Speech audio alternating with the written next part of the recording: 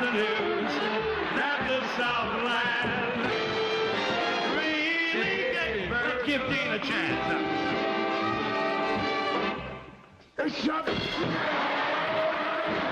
In 1988, the Rat Pack reunion tour was supposed to be magical. Instead, it ended in disaster.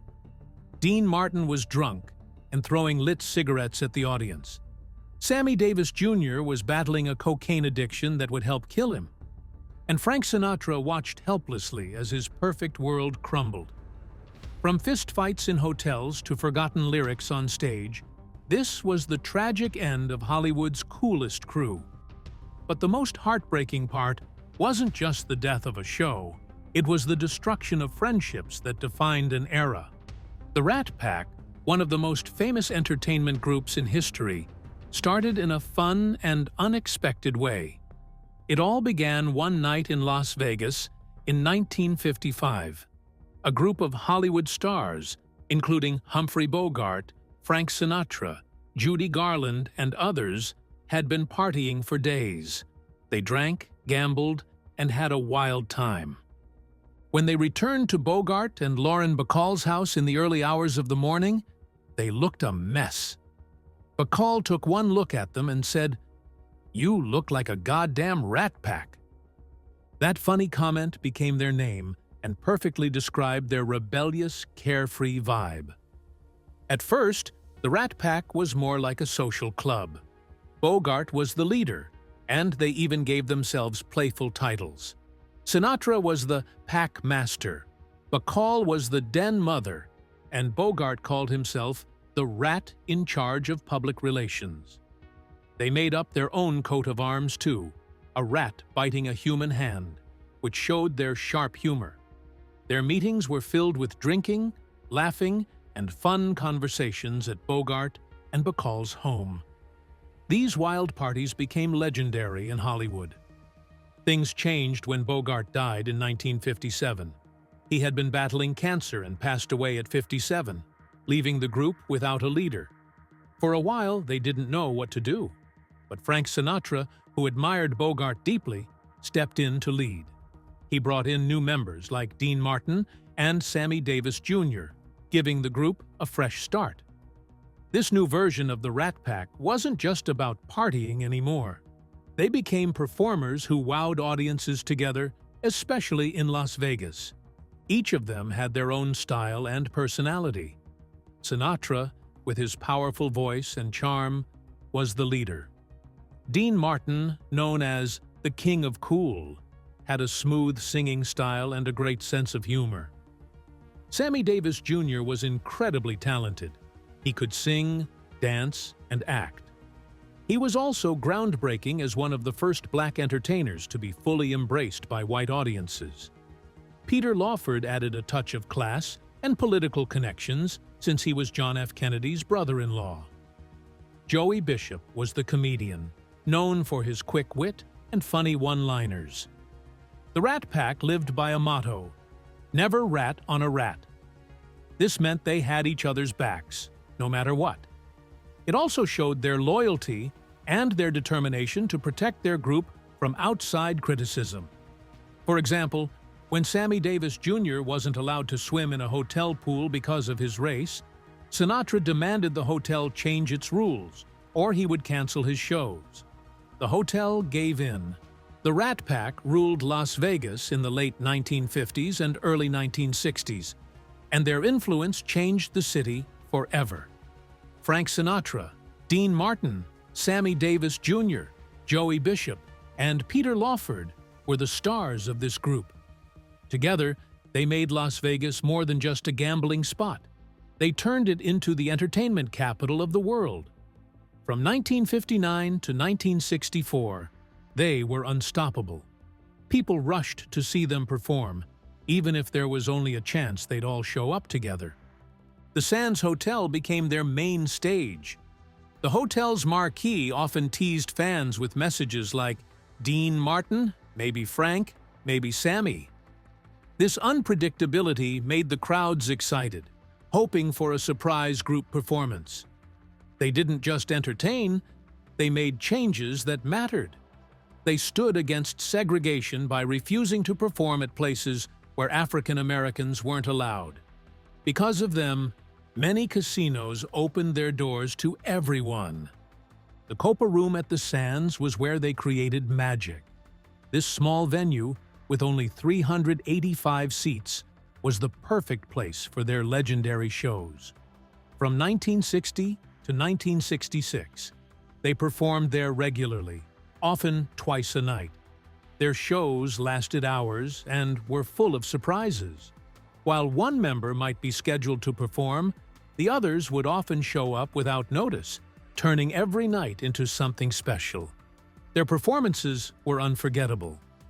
Sinatra's smooth voice, Martin's comedy, and Davis's incredible energy kept the audience hooked. They joked with each other on stage, making the audience feel like they were part of a private party. Even their drinking was part of the act. Dean Martin's whiskey was often apple juice, but it added to their carefree, fun image. The Copa Room itself added to the magic. Its cozy space, red and gold decor, and close interaction between the stars and the audience made the shows feel intimate and exciting. The Rat Pack didn't stop at live shows. They made history in Hollywood, too. Their 1960 movie Ocean's 11 was a huge deal. The film was about a group of friends pulling off a heist in Las Vegas, hitting 5 casinos in one night. It was shot in the early mornings when the casinos were quiet, because the Rat Pack performed their shows at night. Even with this tough schedule, their chemistry shone through. Much of the movie's dialogue was improvised, making it feel natural and fun. The final scene, where they walk past a marquee with their names on it, became one of the most iconic moments in movie history. The movie also showed off their style. Their tailored suits, with slim cuts and narrow lapels, became a fashion statement. Sinatra was particular about details, like making sure his lapels were exactly 2.25 inches wide. This sharp look defined the era and influenced men's fashion for years. The success of Ocean's 11 didn't just stop there. It inspired a remake in 2001 starring George Clooney and Brad Pitt, proving the original's lasting impact. The Rat Pack symbolized a unique kind of cool. Their sharp suits, relaxed attitudes, and love for martinis set trends that lasted for decades. They made cocktails, especially martinis and Jack Daniels, part of their image. Their music and humor changed the way people viewed live performances, blending singing with comedy in a way that still inspires entertainers today. Tribute shows in Las Vegas continue to celebrate their legacy. Even though their behavior, especially towards women, has faced criticism over time, their influence on music, fashion, and culture is undeniable. They lived life on their own terms, as a group of friends who seemed unstoppable. Decades later, their style, attitude, and impact remain unforgettable, shaping how we remember the golden age of Las Vegas entertainment.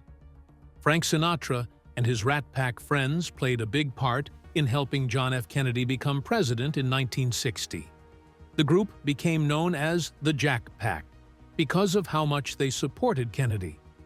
Sinatra used his fame and connections in Hollywood to gather support for Kennedy.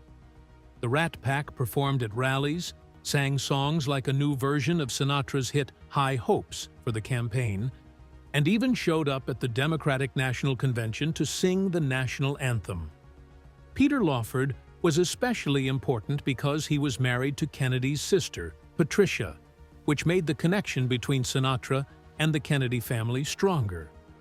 Sinatra was so trusted that Joseph Kennedy, JFK's father, asked him to talk to mobsters like Sam Giancana to help win votes from unions in states like Illinois. Sinatra even planned a huge party called the Inaugural Gala for Kennedy, bringing Hollywood stars together to celebrate and raise money for the Democratic Party. Not everyone in the Rat Pack was as excited about politics as Sinatra. Dean Martin didn't care much about Kennedy or politics in general, but their work together made Kennedy look fresh and exciting, which helped him win the election. However, once Kennedy became president, the friendship between him and Sinatra started falling apart. Sinatra's ties to people like mobster Sam Giancana became a problem. Robert Kennedy, who was JFK's brother and the Attorney General, got information from the FBI that made them worry about Sinatra's connections. He told JFK to stay away from Sinatra to avoid trouble. The breaking point came in 1962, when JFK canceled a visit to Sinatra's house in Palm Springs. Sinatra had spent a lot of money fixing up his house for the president, even building a helipad for JFK's helicopter. But instead, JFK stayed at Bing Crosby's house because Robert Kennedy insisted. Peter Lawford was the one who had to tell Sinatra about the change. Sinatra was furious. He destroyed the helipad with a sledgehammer and blamed Lawford for the humiliation. He stopped being friends with Lawford and kicked him out of the Rat Pack, even replacing him with Bing Crosby in the movie Robin and the Seven Hoods. This ended Lawford's career with the group and hurt his reputation in Hollywood. Sammy Davis Jr. also felt let down by Kennedy. In 1960, Sammy married a Swedish actress, May Britt, and their interracial marriage caused controversy. Kennedy didn't want to upset Southern voters, so Sammy wasn't allowed to perform at Kennedy's inaugural gala. This made Sammy feel abandoned by both his friends and political allies. These events showed that the Rat Pack wasn't as close as they seemed. Their friendships often revolved around shared benefits, like politics or fame, rather than deep loyalty. Sinatra, feeling betrayed by Kennedy, slowly shifted his political support to Republicans in the years that followed. Then, in 1963, everything changed when Kennedy was assassinated. Even though Sinatra and Kennedy had drifted apart, Sinatra was heartbroken. His daughter Nancy said he cried for days. He even pulled his movie suddenly out of circulation when he learned that Lee Harvey Oswald had watched it before killing Kennedy. Kennedy's death marked the end of a special time in America. The Rat Pack's fun, glamorous image no longer fit the mood of the country. People were grieving, and the focus shifted to more serious issues. For Peter Lawford, JFK's death made things even worse. His marriage to Patricia Kennedy ended, and his career and connections in Hollywood were gone.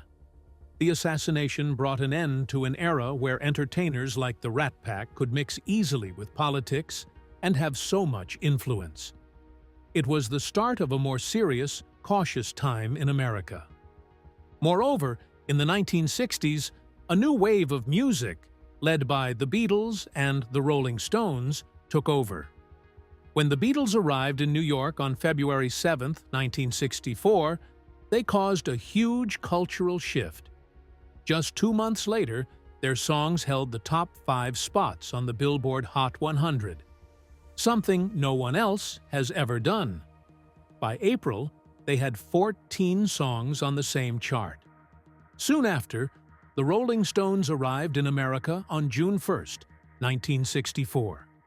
They brought a wild, rebellious energy.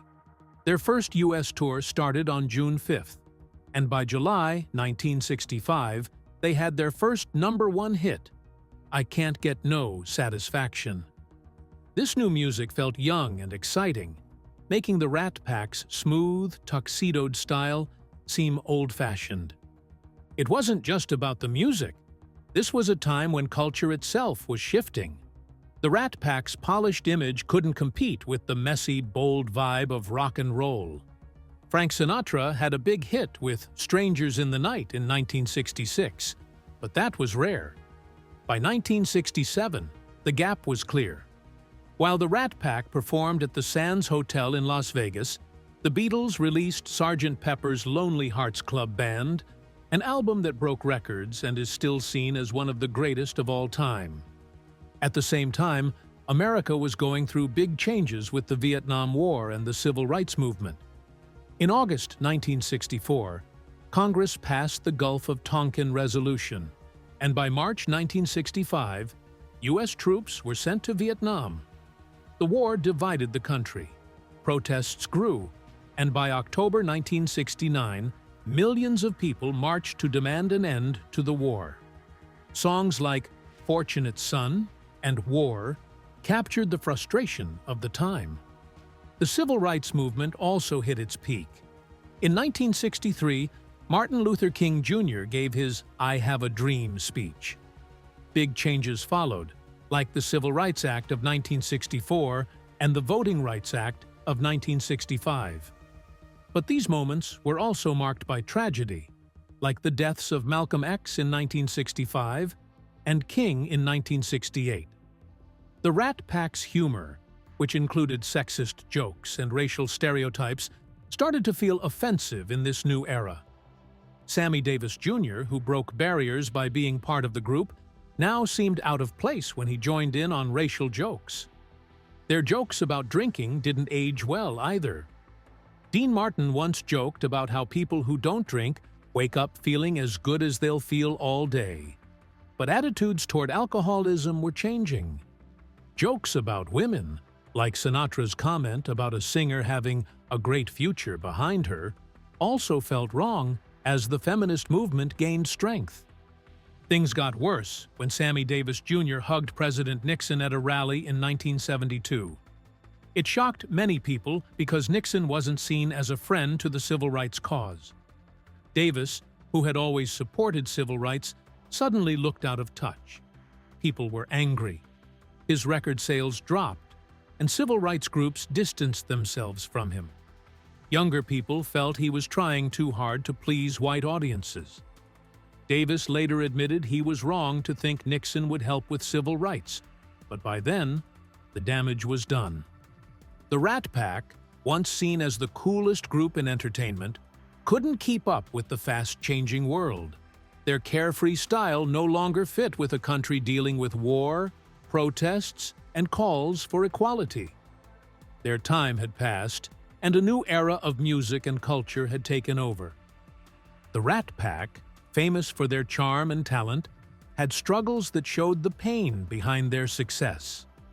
Dean Martin, known as the King of Cool, faced a tragedy in 1987 when his son, Dean Paul Martin, died in a plane crash at just 35 years old. This loss broke him completely.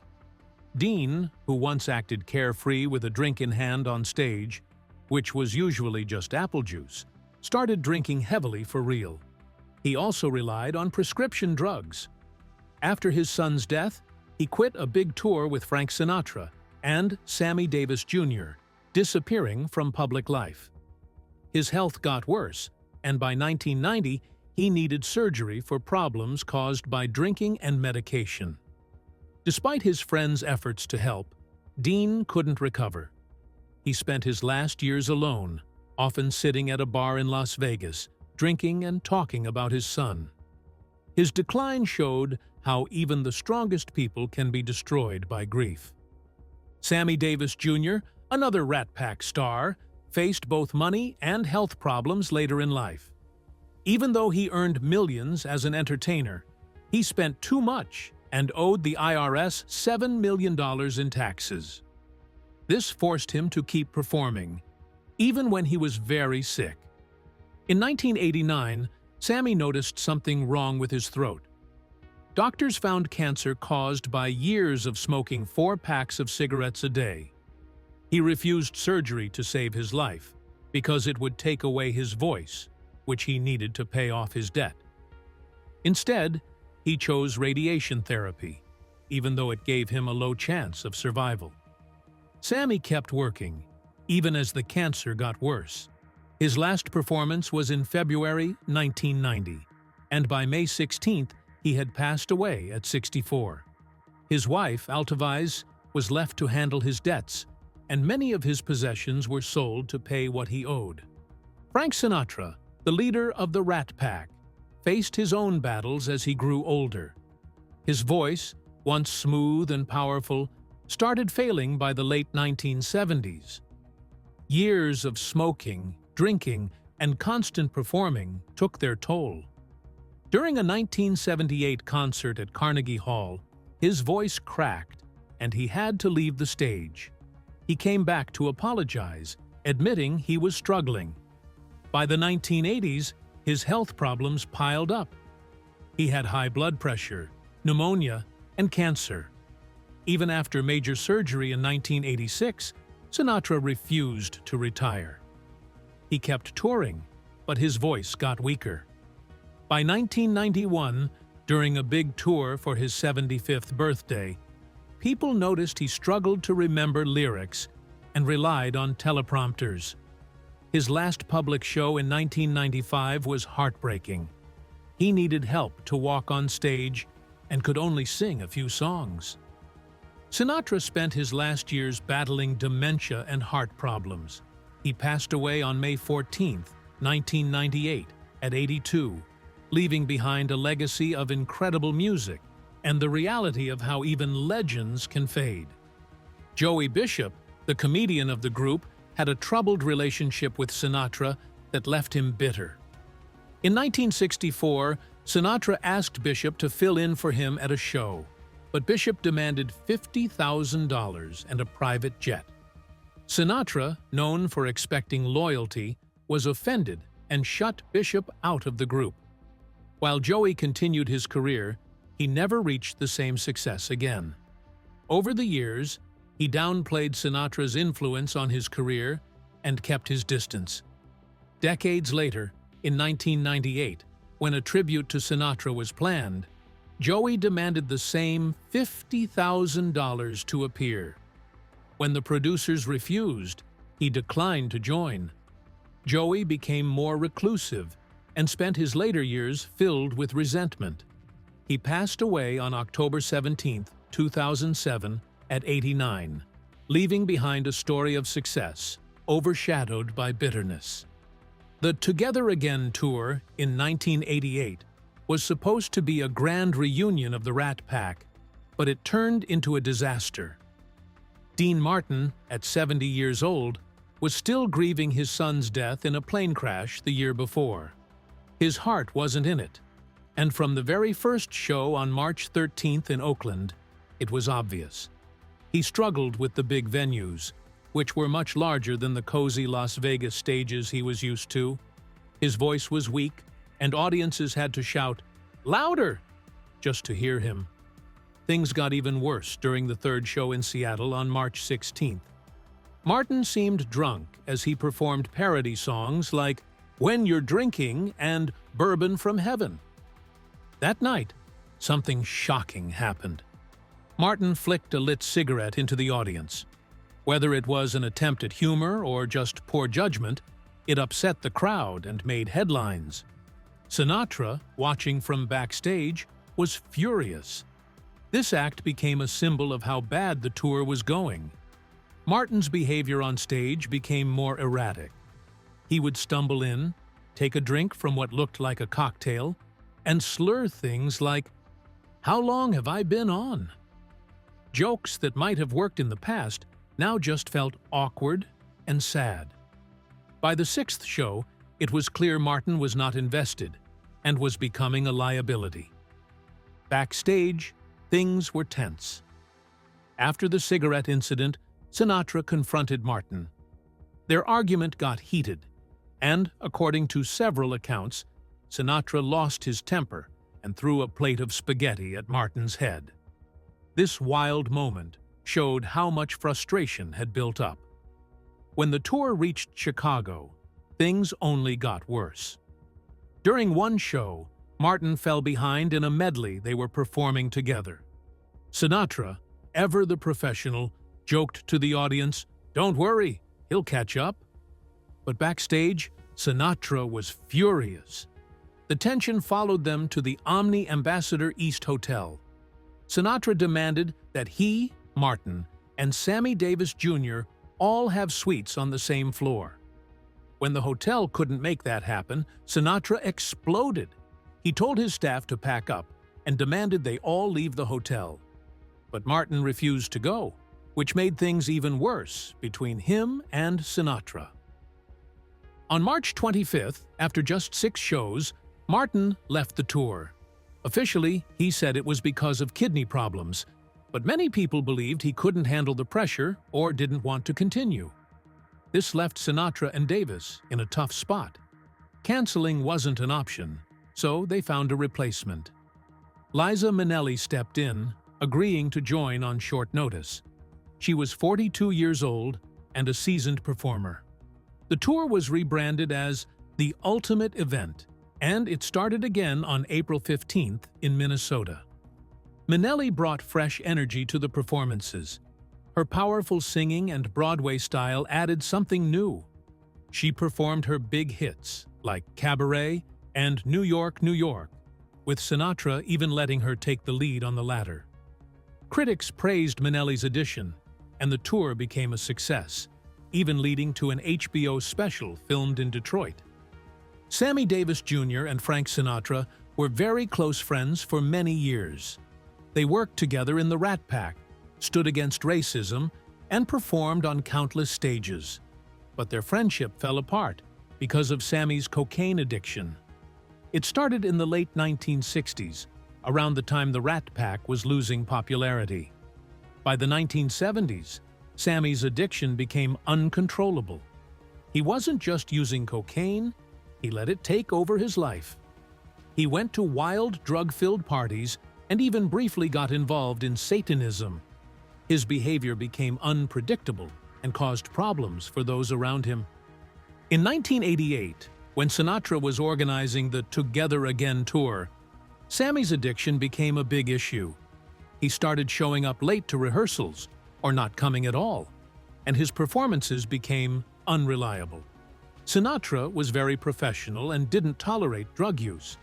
He confronted Sammy about it and told him, "You're killing yourself, and you're killing our act." Sammy's addiction strained their friendship even more. By 1989, Sammy's health and finances were in bad shape. He had hip replacement surgery, was battling throat cancer, and faced serious money troubles. Sinatra, feeling hurt and worried about their legacy, pulled away from Sammy. This deeply upset Sammy because he looked up to Sinatra as a mentor. Later, Sammy admitted he regretted what happened, saying, "I didn't like me. So it made all the sense in the world to me at the time that if you don't like yourself, you destroy yourself." Sammy was diagnosed with throat cancer in 1989. He had smoked heavily for years, sometimes as much as 4 packs a day. He started radiation therapy, which helped for a while, but the cancer came back stronger in early 1990. On May 16, 1990, Sammy passed away at his home in Beverly Hills. He was 64. Just 9 days before, a TV tribute celebrated his 60 years in show business. Sinatra was reportedly so heartbroken that he couldn't talk about Sammy's death publicly. Sammy was buried with a special gold watch, a gift from Sinatra, engraved with the words, "Sammy, I love ya, F.A.S." It was a reminder of their bond, despite the struggles they faced. Dean Martin, another Rat Pack member, also faced tough times later in life. In 1993, he was diagnosed with lung cancer. He refused surgery to remove the damaged tissue and decided to live quietly instead. He stopped performing after his last Vegas shows in 1990, where he reunited with Jerry Lewis on his birthday.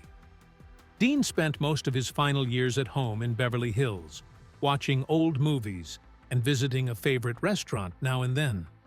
His ex-wife, Jean, who remained close to him, gave him comfort and told him not to fear death, saying he would reunite with their son and his parents. On Christmas Day in 1995, Dean died at the age of 78 from respiratory failure caused by emphysema. To honor him, the lights on the Las Vegas Strip were dimmed for 1 minute, a tribute usually only given to presidents or civil rights leaders. Dean was buried with some of his favorite things, like Tootsie Rolls, Camel cigarettes, a Zippo lighter, and Jack Daniels. His tombstone says, Everybody loves somebody sometime. A line from one of his most famous songs. Frank Sinatra's death in 1998 marked the end of an era. He had been dealing with health problems for years, including heart issues, high blood pressure, and bladder cancer. On May 14, 1998, Sinatra suffered a heart attack and was rushed to Cedars-Sinai Medical Center. It happened at a strange time. Most streets were empty because everyone was watching the finale of Seinfeld. Despite doctors' efforts, Sinatra passed away at 10:50 p.m., with his wife Barbara by his side. However, his children weren't told he was in the hospital until after he died, which caused some controversy. Sinatra's funeral was held on May 20, 1998, and it was filled with Hollywood stars. Over 400 people attended, including Gregory Peck, Tony Bennett, Jack Nicholson, and Bruce Springsteen. Sinatra's son, Frank Jr., read a poem, and close friends gave heartfelt eulogies. Sinatra was buried with items he loved: Tootsie Rolls, Camel cigarettes, a Zippo lighter, Jack Daniels, and 10 dimes, a habit he kept so he'd always have change for a payphone. His tombstone says, "The best is yet to come," the last song he performed live. Sinatra's death wasn't just the loss of a legendary entertainer. It symbolized the end of a golden era in American entertainment. As Tony Bennett said, Sinatra was the American dream come to life.